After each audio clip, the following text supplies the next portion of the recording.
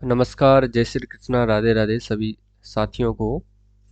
और आज अपन स्टार्ट कर रहे हैं साथियों, राजस्थान 2022 और 2023 की करंट अफेयर्स की सीरीज स्टार्ट कर रहे हैं, जिसमें अपन इम्पोर्टेंट प्रश्नों को शामिल करते हुए चलेंगे, जो कि आपके रीट एग्ज़ाम और सीईटी का जो आने वाला एग्ज़ाम है उसके लिए इम्पोर्टेंट रहने वाली है। ठीक है। और ये सीरीज साथियों अपन रीट की परीक्षा तक जरूर चलाएंगे। अगर इस क्लास को आप अच्छा प्यार देते हो तो ये क्लासेज आपके लिए रेगुलर आती रहेगी। ठीक है। इसके अंदर देखिएगा साथियों, क्लास बहुत ही शानदार है, प्रश्न बहुत ही शानदार है, जो आपके एग्जाम के पॉइंट ऑफ व्यू से इम्पोर्टेंट भी है। ठीक है। आप सीईटी के अंतर्गत जितने भी प्रश्न आ चुके हैं उन सभी की क्लासेज आपको यहाँ पर मिल जाएगी, प्लेलिस्ट में जाकर चेक कर लेना।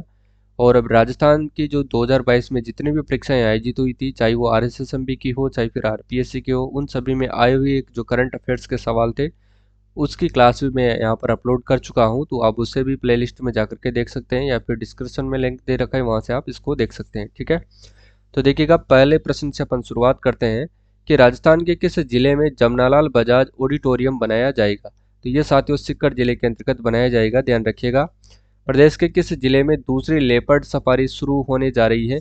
दूसरी लेपर्ड सफारी साथियों ध्यान रखना, ये आमागढ़ जयपुर के अंतर्गत शुरू होने जा रही है। ठीक है। प्रथम लेपर्ड सफारी वो झालाना जयपुर के अंतर्गत शुरू की गई थी, यह आपको विशेष तौर से ध्यान में रखना है। ठीक है। अगला प्रश्न देखिएगा, प्रदेश में संचालित मुख्यमंत्री चिरंजीवी योजना के तहत 100% पंजीकृत होने वाली पहली पंचायत कौन सी है। तो देखिएगा, ये भी एक काफ़ी ज़्यादा इंपॉर्टेंट प्रश्न है साथियों। योजनाओं से रिलेटेड प्रश्न पूछा जाता है, इस बार ये प्रश्न भी पूछा जा सकता है कि मुख्यमंत्री चिरंजीवी योजनाओं के तहत 100% पंजीकृत होने वाली पहली पंचायत कौन सी है। तो वो है नरसाना जालोर, ध्यान रखिएगा। ठीक है, नरसाना जालोर। ठीक है। और दूसरी लेपर्ड सफारी भी ध्यान रखिएगा, आमागढ़ जयपुर में है। इंपॉर्टेंट प्रश्न है, ये कई बार एग्जामों में पीछे भी पूछा गया है और आगे भी पूछा जाएगा। ठीक है। पहली है तो जालाना लेपर्ड सफारी। ठीक है। और पहला जो है जमनालाल बजाज ऑडिटोरियम जो है ये सीकर जिले के अंतर्गत बनाया जाएगा, इसको भी आपको ध्यान में रखना है। अगले प्रश्न की ओर चलते हैं अपन। देखिएगा, नेक्स्ट क्वेश्चन है आपके सामने, प्रदेश के किस जिले में राजस्थान इंटरनेशनल सेंटर बनाया जाएगा। इंपॉर्टेंट है साथियों, याद रखिएगा, प्रश्न एग्जाम में पूछा जा सकता है कि राजस्थान के किस जिले में राजस्थान इंटरनेशनल सेंटर जो है वो बनाया जाएगा। तो ये जयपुर जिले के अंतर्गत बनाया जाएगा। ठीक है, जयपुर जिले में बनाया जाएगा इंटरनेशनल सेंटर। अगला देखिएगा, देश में पहली बार अमेरिकी तकनीकी पर आधारित आधुनिक जल शोधन इकाई प्रदेश के किस जिले में स्थापित की जा रही है। जल शोधन इकाई जो है वो प्रदेश के किस जिले में की जा रही है और ये किस देश की तकनीक पर आधारित है साथियों। तो ध्यान रखना, अमेरिकी तकनीक पर ये आधारित है। ठीक है। तो याद रखिएगा, बीकानेर जिले के अंतर्गत ये स्थापित की जा रही है। ठीक है। अगला प्रश्न देखिएगा, प्रदेश में जन सूचना पोर्टल जो है वो कब लॉन्च किया गया था। जन सूचना पोर्टल जो लॉन्च किया गया था 13 सितंबर 2019 को। इस ईयर को किस पर्पज से साथियों लॉन्च किया गया था। तो ध्यान रखना, यानी कि आम जनता है जो भी है राजस्थान की प्रदेश की जो आम जन है उसको बिना किसी आरटीआई के सूचना प्राप्त की जाएगी, उसी के तहत जन सूचना पोर्टल जो है लॉन्च किया गया था। ठीक है, यानी कि बिना किसी आरटीआई लगाए उनको सूचना जो है वो दी जाएगी, उपलब्ध की जाएगी। किसके तहत, जन सूचना पोर्टल के तहत। इंपॉर्टेंट है, याद रखिएगा। अगला है, राजस्थान में राज ई साइन डेटा सेंटर को कब लॉन्च किया गया था। राज ई साइन डेटा, राज ई साइन डेटा इंपॉर्टेंट है, याद रखिएगा। ये कब लॉन्च किया गया था। तो 19 अगस्त 2019 को इसे लॉन्च किया गया था। ठीक है, 19 अगस्त 2019 को इसे लॉन्च किया गया था, ये आपको विशेष तौर से ध्यान में रखना है। ठीक है, इंपॉर्टेंट क्वेश्चन है, याद रखिएगा। अगला प्रश्न है, प्रदेश के किस जिले में किसानों को जागरूक करने के लिए माटी परियोजना, सॉरी यहाँ पर परियोजना है, याद रखिएगा, माटी परियोजना की जो है वो शुरुआत की गई थी। ये किस जिले से की गई थी, याद रखिएगा साथियों, संचालित की जा रही है। तो ये बीकानेर जिले के अंतर्गत संचालित की जा रही है। किसके लिए, किसानों को जागरूक करने के लिए माटी परियोजना संचालित की जा रही है बीकानेर जिले के अंतर्गत। ठीक है। अगला देखिए, राजस्थान में पहला एस्ट्रो पार्क कहाँ बनाया जाएगा। राजस्थान में पहला जो एस्ट्रो पार्क है साथी, ये जयपुर जिले के अंदर बनाया जाएगा। इंपॉर्टेंट है, याद रखिएगा, ये तो वेरी वेरी मोस्ट इंपॉर्टेंट प्रश्न है साथी। एस्ट्रो पार्क याद रखिएगा, जयपुर में बनाया जा रहा है। अगला है कि राजीव गांधी ग्रामीण ओलंपिक खेल है 2022 का आयोजन की शुरुआत कहाँ से हुई थी। तो देखिएगा, जोधपुर में एक गांव है पालगांव, वहां से इसकी शुरुआत की जाती है और 1 सितंबर से इसकी शुरुआत की जाती है। ठीक है। इसका जो शुभंकर क्या है साथियों, ध्यान रखना, शेरू है, जो एशियाई शेर है, याद रखिएगा, शेरू इसका। और इसकी थीम सॉन्ग क्या थी साथियों। तो थीम थी इसकी चालो चालो रे साथीड़ा मिलके खेलाला। ठीक है, याद रखिएगा। पालगांव जोधपुर से इसकी शुरुआत की गई थी राजीव गांधी ग्रामीण ओलंपिक खेलों की। अगला देखिएगा, राजीव गांधी शहरी ओलंपिक खेलों का आयोजन कब से शुरू हुआ है? तो वो हुआ है साथियों 26 जनवरी 2023 तक। और ये कब तक चलेगा? तो देखिएगा 28 फरवरी 2023 तक ये चलेगा, ये भी आपको याद रखना है। अगला प्रश्न देखिएगा, 36वें राष्ट्रीय खेल 2022 में राजस्थान का पदक तालिका में कौन सा स्थान रहा है? पदक तालिका की बात करें तो साथियों राजस्थान का 20वां स्थान रहा है। कौन सा स्थान रहा है? 20वां स्थान रहा है, प्रथम स्थान इसमें।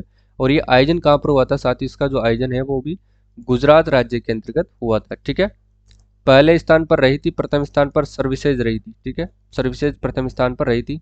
और राजस्थान ने कुल पदक जीते थे साथियों 30, जिसके अंदर तो 3 तो क्या थे साथियों? गोल्ड थे, याद रखना। और सिल्वर कितने थे? तो सिल्वर थे साथियों 3। और कांस्य पदक कितने थे, यानी कि ब्रॉन्ज कितने थे? तो ब्रॉन्ज थे साथियों 24, याद रखिएगा, इंपॉर्टेंट है। अगला प्रश्न देखिए, राजस्थान की पहली और भारत की तीसरी यूरेनियम जो परियोजना है वो प्रदेश के किस जिले में स्थापित की जा रही है? राजस्थान की पहली और भारत की तीसरी यूरेनियम परियोजना प्रदेश के किस जिले में स्थापित की जा रही है? इंपॉर्टेंट है, एग्जामों में पूछा गया है, आगे भी पूछा जाएगा। तो वो है खंडेला सीकर। कहाँ पर की जा रही है? खंडेला सीकर में। ठीक है, अगला देखिए, प्रदेश के किस जिले में स्वर्ण भंडार के साक्ष्य मिले हैं? इंपॉर्टेंट है साथियों, लगा लीजिए। प्रदेश के किस जिले में स्वर्ण भंडार के जो है साक्ष्य मिले हैं? तो देवतलाई ग्राम कोटड़ी भीलवाड़ा के अंतर्गत इसके साक्ष्य मिले हैं। कहाँ पर? देवतलाई ग्राम कोटड़ी भीलवाड़ा में। ठीक है, और यहाँ पर साथियों अभ्रक भी सबसे ज्यादा मिलता है, अभ्रक की भी यहाँ पर सबसे ज्यादा पैदावार होती है, यह सॉरी खनन होता है, ये भी आपको याद रखना है। और इसी के अंतर्गत साथियों जो है कोठारी नदी स्थित है। और इसी पर साथियों मेजा बांध बना हुआ है, ये भी याद रखना है। ये प्रश्न एग्जाम में बहुत बार पूछा गया है। मेजा बांध किस नदी पर है? तो कोठारी पर है। और कोठारी नदी किस जिले में बहती है? तो ये भीलवाड़ा जिले के अंदर ये बहती है। ठीक है, अगला देखिएगा, और राजस्थान जो नाहर नृत्य है वो भी भीलवाड़ा का फेमस है, ये भी आपको याद रखना है। देखिए, राजस्थान का सबसे बड़ा तेल उत्पादक क्षेत्र किस जिले के अंदर है? तो याद रखना साथियों मंगला तेल है। मंगला भाग्यम जो तेल का कुआं है ये बाड़मेर जिले के अंदर स्थित है। ठीक है, मंगला मंगला तेल क्षेत्र का जो कुआं है, ठीक है ना। और ये कहाँ पर स्थित है? तो याद रखना ये बाड़मेर जिले के अंदर स्थित है। अगला प्रश्न है देखिएगा, और एचपीसीएल की जो साथियों एचपीसीएल रिफाइनरी भी कहाँ पर स्थित है? एचपीसीएल जो रिफाइनरी है ये भी पचपदरा बाड़मेर के अंदर स्थित है। ठीक है, पचपदरा बाड़मेर के अंदर स्थित है। ठीक है, बाड़मेर में ये संचालित है। और राज्य सरकार का कितना हिस्सा है? देखिएगा, राज्य सरकार का इसमें 26% हिस्सा है स्टेट गवर्नमेंट का। ठीक है, जबकि एचपीसीएल का कितना है? एचपीसीएल का इसमें 74 है। ठीक है, याद रखिएगा, ये अनुपात आपसे एग्जाम में पूछा जाता है। ठीक है, अगला देख, राजस्थान की सबसे बड़ी पेयजल परियोजना कौन सी है? तो बिशुलपुर बांध परियोजना है। राजस्थान की सबसे बड़ी पेयजल परियोजना है बिशुलपुर बांध परियोजना। ठीक है, याद रखना। और ये किस डिस्ट्रिक्ट के अंदर स्थित है, किस जिले में है? तो ये देखना टोंक जिले के अंदर ये स्थित है। ठीक है, याद रखिएगा, टोंक जिले के अंदर ये स्थित है। और कौन सी नदी पर बना हुआ है? तो ये बांध साथियों बनास नदी के ऊपर ये बना हुआ है। ठीक है, और इनसे 3 जिलों को जो कि पेयजल परियोजना दी जाती है, पहला तो है जयपुर, और दूसरे पर आता है टोंक, और तीसरा है साथियों अजमेर। ठीक है, याद रखिएगा, टोंक जिले को पेयजल की सुविधा भी दी जाती है, और साथ ही साथियों सिंचाई की सुविधा भी उपलब्ध है। किससे? बिशलपुर बांध परियोजना से। ठीक है, पेयजल और सिंचाई की सुविधा दोनों ही दी जाती है, तो टोंक डिस्ट्रिक्ट को दी जाती है। और ये बनास नदी पर बना हुआ है, टोंक जिले के अंदर ये स्थित है। टोंक में भी साथियों कहाँ पर? राजमहल के अंदर स्थित है। ठीक है, राजमहल टोडा राइसिंग के अंतर्गत ये बनी हुई है, ये भी आपको याद रखना है क्योंकि आपसे पूछा जा सकता है। ठीक है, चलिए अगला प्रश्न देखिएगा, मेजा बांध किस नदी पर बना हुआ है? तो मेजा बांध की बात करें तो अभी अपन बात करे थे कोठारी नदी पर ये बना हुआ है, याद रखिएगा। कहाँ पर बना हुआ है ये? कोठारी नदी। और कोठारी नदी कहाँ पर स्थित है? ये भीलवाड़ा जिले के अंदर स्थित है। ठीक है, चलिए भीलवाड़ा का जो नाहर नृत्य भी कहाँ का प्रसिद्ध है साथियों? भीलवाड़ा का ही प्रसिद्ध है, याद रखिएगा नाहर नृत्य। ठीक है, और यहीं पर स्वर्ण के भंडार भी पैदा हुए हैं। स्वर्ण भंडार के जो है साक्ष्य कहाँ से मिले हैं? वो भी यहीं से मिले हैं, ये भी आपको याद रखना है। और अभ्रक जो कहाँ से पैदा होती है साथियों? अभ्रक की बात करें तो ये भी भीलवाड़ा से ही मिलती है। ठीक है, और भीलवाड़ा का जो आसिंद क्षेत्र है साथियों, आसिंद आसिंद जो तहसील है भीलवाड़ा की, वहीं पर देवनारायण जी का जो है स्थान भी है, जहाँ पर हाल ही में नरेंद्र मोदी जी वहाँ पर आए थे। ठीक है, स्थापना जो दिवस मनाया था उसका एक वाला जो स्थापना दिवस मनाया गया था। और इसके ऊपर साथियों अवकाश भी घोषित किया गया है। ठीक है, अवकाश इसकी जयंती पर। तो देखिएगा अगला प्रश्न, देखिएगा अब, देखिए केसरी सिंह बारट, भारत नहीं है यहाँ पर, बारट है, बारहट का पेनोरमा प्रदेश के किस जिले में बनाया जा रहा है? तो याद रखिएगा देवपुरा गांव शाहपुरा भीलवाड़ा के अंतर्गत इनका बनाया जा रहा है, ठीक है। और शाहपुरा की बात करें तो यहाँ पर ध्यान रखिएगा साथियों, राम स्नेही संप्रदाय की जो पीठ है वो भी स्थित है, राम स्नेही संप्रदाय, संप्रदाय की जो पीठ है वो भी यहाँ पर स्थित है, याद रखना। और ठीक है, फूल डोल उत्सव कहाँ पर मनाया जाता है? वो भी यहीं पर मनाया जाता है। फूल डोल उत्सव कहाँ पर मनाया जाता है? तो शाहपुरा भीलवाड़ा के अंदर ही मनाया जाता है, ये भी आपको याद रखना है, ठीक है। चलिए अगला प्रश्न देखिएगा, संत अमरा भगत का पेनोरमा प्रदेश के किस जिले में बनाया जाएगा? संत अमरा भगत का जो पेनोरमा है साथियों, प्रदेश के किस जिले में बनाया जाएगा? तो ध्यान रखना ये दौलतपुरा गांव बदेसर तहसील चित्तौड़गढ़ के अंतर्गत बनाया जाएगा। कहाँ पर बनाया जाएगा? ये दौलतपुरा गांव बदेसर और तहसील चित्तौड़गढ़ के अंतर्गत ये बनाया जाएगा। चित्तौड़गढ़ में कौन सा किला स्थित है साथियों? तो ध्यान रखिएगा यहाँ पर चित्तौड़गढ़ का जो किला है वो स्थित है, ठीक है। चित्तौड़गढ़ का किला यहीं पर स्थित है और ये मेसा के पठार पर बना हुआ है, ये भी आपको ध्यान में रखना है, ठीक है। किस स्थान पर बना हुआ है? मेसा के पठार पर ये बना हुआ है। अगला प्रश्न देखिएगा, प्रदेश के किस जिले में विश्व की सबसे ऊंची बड़ी प्रतिमा जो कि विश्वास स्वरूपम बड़ी शिव प्रतिमा, ध्यान रखना शिव प्रतिमा विश्वास स्वरूपम का उद्घाटन किया गया है?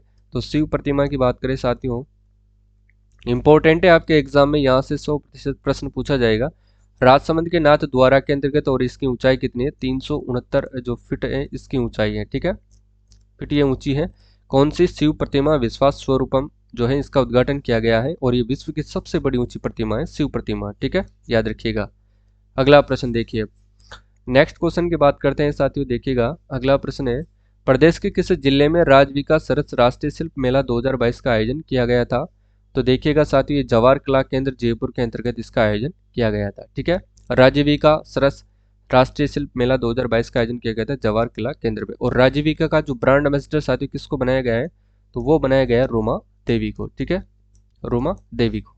अगला देखिएगा, प्रदेश के किस जिले में तीज का मेला लगता है? तो ध्यान रखना साथियों, प्रदेश के जयपुर जिले के अंतर्गत जो है वो तीज का मेला लगता है और ये कब लगता है? शुक्ल तृतीया को लगता है, ये भी आपको ध्यान में रखना है, ठीक है। अगला है, राजस्थान पर्यटन नीति कब लागू की गई थी? पर्यटन नीति की बात करें साथियों, ये 9 सितंबर 2020 को लागू की गई थी। कब लागू की गई थी? 9 सितंबर 2020 को लागू की गई थी। और देखना साथियों, हाल ही के अंतर्गत जो हस्तशिल्प नीति लागू की गई है, हस्तशिल्प जो है नीति लागू की गई थी, ये कब लागू की गई है? तो 2022 के अंतर्गत ये लागू की गई, नवीनतम है। और सौर ऊर्जा नीति की बात करें, देखिएगा अगला है, गोडवाड़ सर्किट प्रदेश के किन जिलों के अंतर्गत आता है? गोडवाड़ सर्किट प्रदेश जो साथियों किन जिलों के अंतर्गत आता है? तो देखिएगा सिरोही, पाली, जालौर और बाड़मेर, 4 जिलों के अंतर्गत आता है। सिरोही, पाली, जालौर और बाड़मेर के अंतर्गत आता है, याद रखिएगा, इंपॉर्टेंट है, सर्किट से लेकर के भी प्रश्न आपको एग्जाम में पूछा जाता है। डेजर्ट सर्किट की बात करें तो साथियों प्रदेश के किन जिलों के अंतर्गत आता है? डेजर्ट सर्किट, ठीक है, डेजर्ट यानी कि रेगिस्तान सर्किट जैसलमेर, जोधपुर, बीकानेर और बाड़मेर, इन चारों ही जिलों के अंतर्गत आता है, याद रखिएगा, ठीक है। अगला प्रश्न देखिएगा, और यहाँ पर साथियों बड़ला सोलर पार्क भी स्थित है। बड़ला सोलर पार्क एशिया का सबसे बड़ा पार्क है, बड़ला सोलर पार्क जो कहाँ पर है? जोधपुर के अंदर ही स्थित है, ठीक है। चलिए, पचभद्रा कहाँ पर है? तो ये बाड़मेर में है, जहाँ पर HPCL जो रिफाइनरी यहाँ पर संचालित की गई है, ठीक है। चलिए अगला प्रश्न है, देखिए कालबेलिया नृत्य को यूनेस्को की अमूर्त विरासत में शामिल किया गया था, 2010 के अंतर्गत शामिल किया गया था, ठीक है। और इसकी प्रसिद्ध नृत्यांगना कौन है साथियों? तो याद रखिएगा गुलाबो। कौन है? गुलाबो जो है इसकी प्रसिद्ध नृत्यांगना है। एक आता है साथियों चरी नृत्य की बात करते हैं, चरी नृत्य किस जनजाति का है? तो ध्यान रखना ये गुर्जर जनजाति का है, ठीक है। और एक आता है साथियों चक्री नृत्य, चक्री नृत्य की बात करें तो ये किस जनजाति का है? तो याद रखना साथियों ये कंजर जनजाति का है, ठीक है, कंजर जनजाति का ये नृत्य है, याद रखना है। और चरी नृत्य की प्रसिद्ध नृत्यांगना कौन है? तो वो है फल्गुबाई, ये भी आपको याद रखना है, इंपॉर्टेंट प्रश्न है, ठीक है। गवरी व गैर नृत्य किस जनजाति के हैं? गवरी व गैर नृत्य ये किस जनजाति से संबंधित है? तो याद रखना साथियों ये भील जनजाति से संबंधित है, ठीक है, इंपॉर्टेंट है, याद रखना। एक इंपॉर्टेंट नृत्य और है साथियों, उसकी भी मैं आपको बता देता हूँ, वालर नृत्य। वालर नृत्य ये साथियों बिना किसी वाद के किया जाने वाला नृत्य है, ठीक है, बिना किसी वाद के ये किया जाता है। ठीक है, और ये किस जनजाति का है, तो ये ध्यान रखना ग्रासिया जनजाति का नृत्य है। वालर नृत्य की अपन बात करते हैं। ठीक है, अगला प्रश्न देखिएगा आप। प्रदेश के किस जिले में इन्वेस्ट राजस्थान समिट 2022 का आयोजन किया गया है, तो वो है साथियों जयपुर जिले के अंतर्गत इसका आयोजन किया गया है, और ये 7 से 8 अक्टूबर 2022 तक इसका आयोजन किया गया था। ठीक है, इसकी थीम क्या रखी गई थी, तो कमिडेट और डिलीवर्ड जो है इसकी थीम रखी गई थी, कमिडेट और डिलीवर्ड। ठीक है, ध्यान रखना। इसकी जो नोडल एजेंसी कौन है साथियों, तो निवेश संवर्धन ब्यूरो इसकी जो है निवेशक। ठीक है, निवेश संवर्धन ब्यूरो इसकी क्या है, नोडल एजेंसी। ठीक है, थीम कमिटेड डिलीवर्ड ध्यान रखना इंपॉर्टेंट है, आपको एग्जाम में यहाँ से प्रश्न जो है वो पूछा जा सकता है। और ये कहाँ पर आयोजन किया गया था, इन्वेस्ट राजस्थान समिट 2022 जयपुर में। और कब तक, कब से कब तक, 2 दिन आयोजित किया जाता है, 7 से 8 अक्टूबर 2022 तक। ठीक है, याद रखिएगा, इंपॉर्टेंट है। अगला प्रश्न देखिएगा, मृदा स्वास्थ्य कार्ड योजना कब लॉन्च की गई थी, तो मृदा स्वास्थ्य कार्ड योजना साथियों 19 फरवरी 2015 को लॉन्च की गई थी। मृदा स्वास्थ्य कार्ड योजना जो 19 फरवरी 2015 को लॉन्च की गई थी, और ये कहाँ से लॉन्च की गई थी, ध्यान रखना, ये की गई थी साथियों सूरतगढ़ से। ठीक है, सूरतगढ़ से इसका जो है शुभारंभ किया गया था, याद रखना। और इसके अंतर्गत जो है 12 पैरामीटर जो है पोषक तत्व पाए जाते हैं, 12 पैरामीटर पोषक तत्व रखे गए हैं। ठीक है, पैरामीटर जो है पोषक तत्व रखे गए हैं, ये आपको ध्यान में रखना है। इंपॉर्टेंट योजनाएं एग्जाम में पूछी जा सकती है। प्रदेश का पहला सैंड आर्ट पार्क कहाँ पर बनाया जाएगा, प्रदेश का पहला सैंड जो आर्ट पार्क है साथियों ये कहाँ पर बनाया जाएगा, तो ध्यान रखना पुष्कर अजमेर के अंतर्गत ये बनाया जाएगा। ठीक है, पुष्कर के अंतर्गत पुष्कर झील स्थित है, जिसको अपन सबसे पवित्र झील भी कहते हैं और सबसे प्रदूषित झील भी कहते हैं। और याद रखना ये साथियों 52 घाटों से घिरी हुई है। ठीक है, प्रदेश का रंगीन मेला भी पुष्कर के अंतर्गत ही पड़ता है। अगला प्रश्न देखिएगा, प्रदेश का दूसरा हैंगिंग ब्रिज किस जिले में बनाया जाना प्रस्तावित है, प्रदेश का दूसरा हैंगिंग ब्रिज किस जिले में बनाया जाना प्रस्तावित है, तो साथ ही ध्यान रखना ये डूंगरपुर और बांसवाड़ा जिले के अंदर बनाया जाएगा। और ये जो तीन यहाँ पर त्रिवेणी संगम है, त्रिवेणी संगम के ऊपर ये बनाया जाएगा, ये भी ध्यान रखना। अब देखना ये कौन सा त्रिवेणी संगम है, किन किन नदियों का त्रिवेणी संगम है, ये आपको कमेंट बॉक्स में बताना है। ठीक है, पहला हैंगिंग ब्रिज कहाँ पर बनाया गया है, बताइए। पहला जो हैंगिंग ब्रिज है साथियों ये कोटा के अंतर्गत बनाया गया है, और किस नदी पर बनाया गया है, तो ध्यान रखना साथियों चंबल नदी के ऊपर बनाया गया है। ठीक है, याद रखना। दूसरा है जो डूंगरपुर और बांसवाड़ा के अंतर्गत बनाया जाएगा।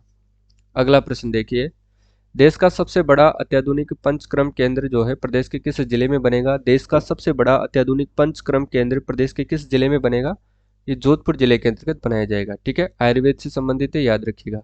अगला है जोधपुर में साथियों Rajiv Gandhi fintech digital university भी यहाँ पर बनाई जाएगी, ये भी इम्पोर्टेंट प्रश्न है, आपको इसको अच्छे से याद रखना है। अगला देखिएगा, शिक्षकों के लिए राष्ट्रीय पुरस्कार 2022 राजस्थान के किन 2 शिक्षकों को दिया गया था, ये दिया गया था दुर्गाराम मोवाल और सुनीता गुलाटी को। कौन सा राष्ट्रीय शिक्षकों को जो राष्ट्रीय पुरस्कार दिया जाता है वो राजस्थान के 2 शिक्षकों को दिया गया था, दुर्गाराम मोवाल और सुनीता गुलाटी को।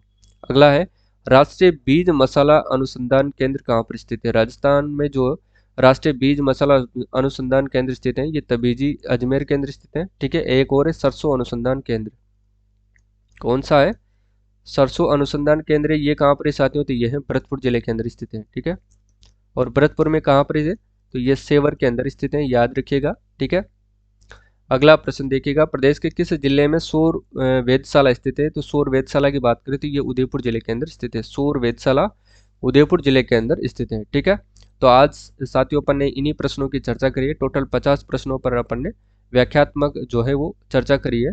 अगर ये क्लास आपको अच्छी लगती है तो लाइक करना, शेयर करना, और अपने मित्रों को भी इस क्लास को शेयर करना, सब्सक्राइब कर देना, और कमेंट करके जरूर बताना क्लास कैसी लगी, या फिर इसको रेगुलर करे या फिर यहीं पर रोक दे। ठीक है, कमेंट जरूर करना अगर अच्छी लगती है तो।